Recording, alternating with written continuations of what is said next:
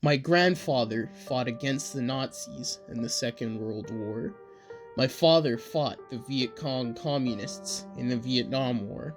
I fought Al-Qaeda and ISIS terrorists in the war against terror in the Middle East.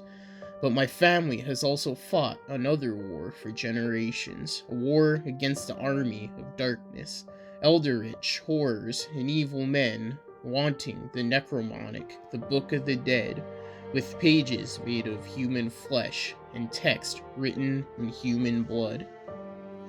It is my family's duty, working with the Order of Merlin, to keep the book out of the hands of evil, as it has been for generations. The War on Terror. We were deep behind enemy lines in Afghanistan, bullets flying through the air, explosions all around me and my squad. I was keeping my head down, trying not to lose it.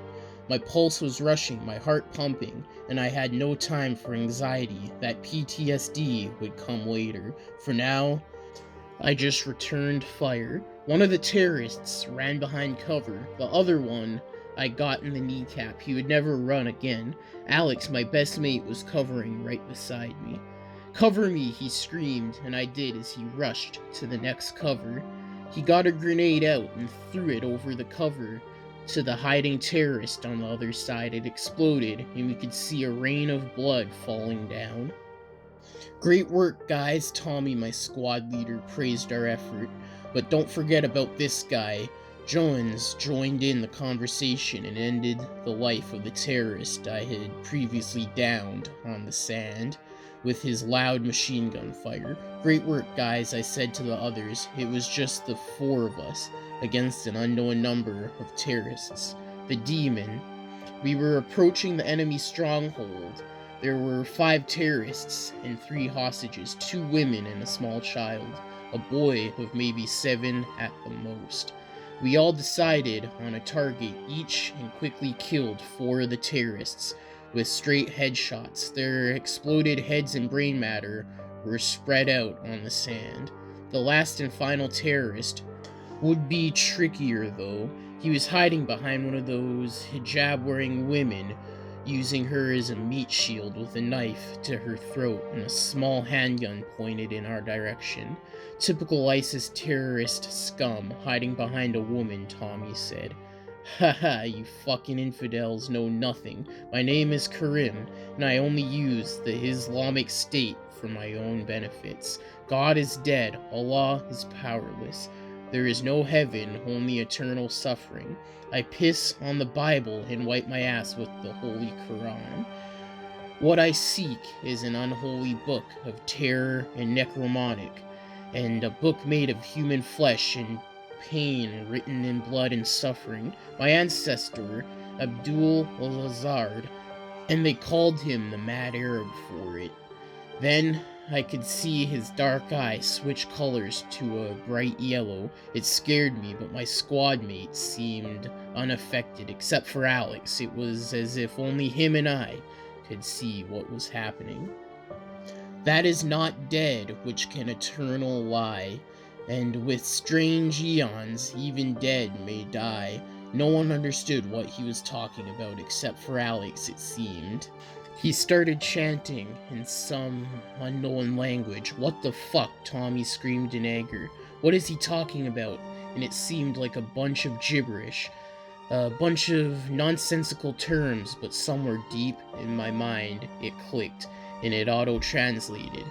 "In the house of Rahil, dead Klachu, waits dreaming." I still did not understand it, still made a bit nonsensical, but at least it was English and not some alien tongue.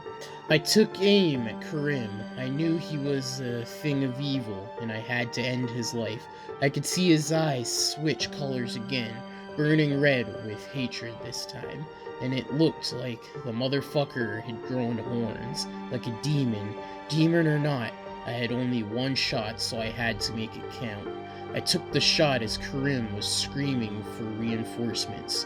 Blood on the sand. I was aiming right between his eyes, took the shot, but I hit the woman wearing the hijab in the chest. All of a sudden, a lot of things happened at once. Time seemed to slow down into bullet time, like the Matrix movies or the Max Payne video game. Karim slit the throat of the woman. The boy screamed out in Arabic, but somehow it translated to English in my brain. Mother! I filled Karim with bullets, emptying out my entire clip. Tommy and Jonas were fighting off other terrorists trying to enter the cave. The other woman came rushing towards Alex, screaming in Arabic, "Help me, save me!" I still had no idea how I had the supernatural physic ability to translate foreign languages from this world or others, but somehow I knew she was getting close to Alex, too close. I threw my throwing knife into her left eye, instant kill. She fell to the ground. As she hit the ground, her suicide belt exploded. I could tell Alex was too close to the explosion. Holy shit, Jones turned into this direction and saw what just happened, but neither of us saw the child pick up Karim's gun. Well, not in time, anyway. My spider senses were tingling and screamed in Arabic to the boy, "No, don't do it!" But I was too late. He killed Jones with 3 shots and then aimed at Tommy. Tommy turned around and was ready to shoot the kid, but the kid was faster. 2 shots took him down, and now the kid turned his gun on me. I had not had time to reload another clip after emptying it out on Karim. The kid raised his gun. Bang! Alex, somehow alive, had shot the kid dead in the head. I walked towards him and saw that one of his legs were gone. "Don't worry, I'll carry you to safety." "No need," he told me, but not with words, telepathically, straight into my head. I could see a green glow from his left hand as he began to heal his wounded leg.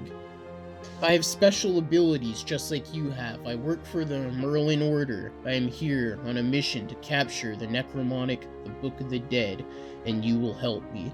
I could see the body of Karim disappearing in flames. The Merlin Order? Wait, what the fuck are you telling me? What the fuck is the Merlin Order, the Book of the Dead, this so-called Necronomicon, and all this Kaluha nonsense? I asked him, irritated and confused. I hope you can understand why this was a lot of info to get at once. Up to this point, I had never had a supernatural experience in my life, or had I? Something in the back of my mind clicked. It was like a missing puzzle piece being put into place, creating a picture previously unseen, a childhood memory of my mom yelling at me for speaking with ghosts. But no, I just had a vivid imagination as a kid. Those ghosts were not real.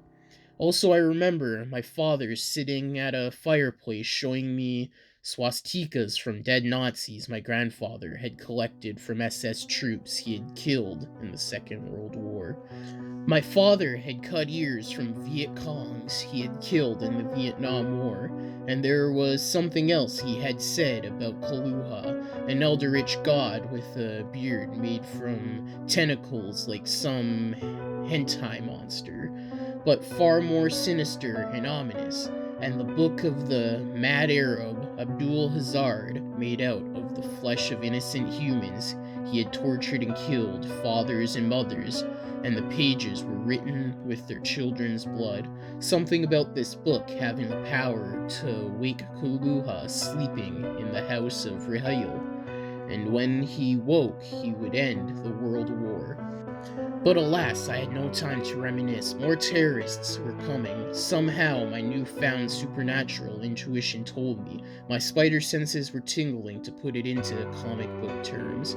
Yes, I am like you, gifted. I am a healer, as you can see, but your powers are more powerful than mine. You are of a special family. The Order planted me as your friend to always keep you safe. We cannot secure the Necronomicon without you. Okay, what's this about my family? Or fuck that, you are a healer, so you can heal Tommy real quick. He is still alive. He is for now, but won't be for long. an unfortunate sacrifice for the greater good. I healed myself and must rest before using my power. And for Joans, I am sad to say I cannot bring anyone back from the dead.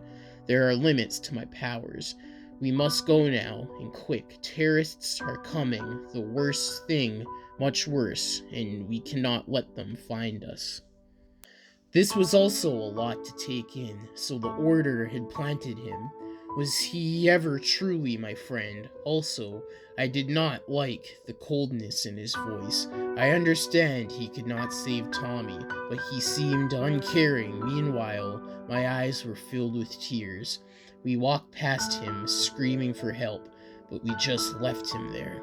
I could see enemies finding him, hearing him screaming in pain, and then an explosion. I guess he ended it all with his grenade. Good on him, rest in peace, Tommy and Jones too, of course. The blood of Christ. Well, it seemed like I had no choice but to trust my life in Alex's hands, for now. So where is the Necronomicon? I cannot tell you exactly, my friend, but it is close by. Somehow I can feel it in my body, and I can feel that we are getting closer. It's like playing hot and cold, as we did when we were kids. Yes, and it's getting hotter and not colder. The trail, it is this way. I could see a small cave. Footsteps in the sand made a trail I could see easily followed even without supernatural abilities. It must be in there, I told my childhood friend, secretly working for some strange order. Yes, it is. The Book of the Dead, finally. I had never seen Alex so overcome with joy, and we had known each other all our lives, but I become hesitant should I really give the book to him. The alarms in my mind were going off, and really loud too. So I guess both my grandfather and father worked for this order. What makes my family so special, and how many members does the order have? It is a secret society sworn to keep mankind safe from Mad Arab and any supernatural or eldritch horrors. Only the leader Merlin himself knows the exact number of operatives, but we are spread all across the world. Merlin, it cannot be the one from the tales of King Arthur, can it? It most certainly could be, but is it? That needs further confirmation. All I know is he is very old and very powerful. If he is so fucking powerful, why have he not destroyed the book by now? And what the fuck does he need from me? I asked angrily and confused. Well, the book cannot be destroyed, or it could doom us all, this world and countless others, and not even Merlin himself can touch it. Only one who has a pure heart, the blood of Jesus Christ, in himself and their family, like your family have. Third eye opened, mind eye. Jesus fucking Christ on a cross. You should not use the Lord's name in vain. According to what you just told me, it would seem I would have the privilege to do so. Touché, and I had finally found a way to shut Alex up, a task that had seemed impossible for all my life. I was not sure if I fully believed I had the blood of Christ in me or not, but something was special about me and my family, my entire bloodline, I suppose. My third eye was open. I could see the Necronomicon being held inside the cave, being held in a chain hanging in between two giant ogres holding it. I could sense its wicked, twisted, and evil powers. This object was the most foul abomination and cursed object on this planet. My mind's eye showed me something more in the cave. At first, it seemed like a Taliban warrior with a dark beard like the others surrounding him. But no, its beard was far more sinister because I could see it moving. Alive, it was made out of tentacles. Is that... Yes, a cephalid. It has a tentacle beard and bat-like wings, just like the eldritch god Clachulo himself. They are human-sized and want to awake their god so they can end the age of man and begin a new age of eldritch horrors. Hey guys, thank you for listening to today's Creepypasta, and I hope you enjoyed. I do have a podcast called The Murder House Radio Show. Check it out, the link will be in the description below. It is a true crime podcast. But if you did like, comment, subscribe, and share for more. Hit the bell notification when you subscribe, and select all to get all notifications whenever I upload. I upload 6 days a week, Monday to Saturday, at least one video a day. Now all the long episodes and full series of creepypastas are on all major podcasting platforms under the name deadly_zone_narrations. There will be a link for it in the description. Also, go follow all the social media accounts. They are in the description below.